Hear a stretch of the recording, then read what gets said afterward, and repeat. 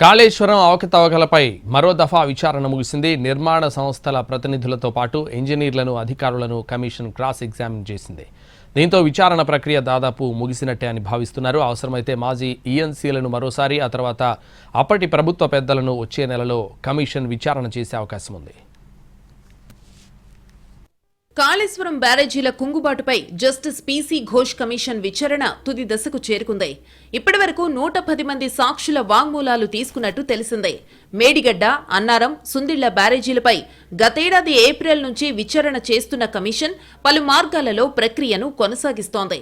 తొలుత హైదరాబాద్లోని బీఆర్కే భవన్లో కంప్లైంట్ బాక్సులు ఏర్పాటు చేసి బ్యారేజీలపై ఫిర్యాదులు సేకరించారు.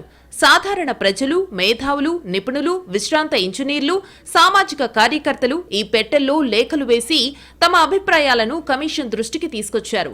తరువాత కమిషన్ పలువురిని పిలిచి వివరాలు సేకరించింది.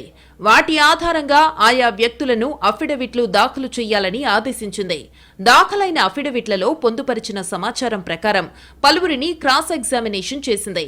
ఈ సందర్భంగా కీలకమైన సమాచారంపై వివిధ క్యాడర్లలోని ఇంజనీర్లు, ఐఏఎస్లు, రిటైర్డ్ అధికారులు కమిషన్ ఎదుట హాజరై వాంగ్మూలాలు ఇచ్చారు. ప్రస్తుతం కమిషన్ విచారణ దాదాపు చివరి దశకు చేరుకున్నట్టు తెలుస్తోంది. ఇక గత ప్రభుత్వంలోని పలువురు బాధ్యులకు సమన్లు జారీ చేయటం ఒక్కటే మిగిలి ఉందని చెబుతున్నారు. అవసరమైతే మాజీ ఈఎన్సీలను మరోసారి పిలిచే అవకాశముంది. ఆ తరువాత అప్పటి ప్రభుత్వ పెద్దలను వచ్చే నెలలో కమిషన్ మరోసారి విచారణ చేసే అవకాశముందని అంటున్నారు. మరోవైపు నివేదికను సిద్ధం చేసే పనిని కమిషన్ వేగవంతం చేసింది.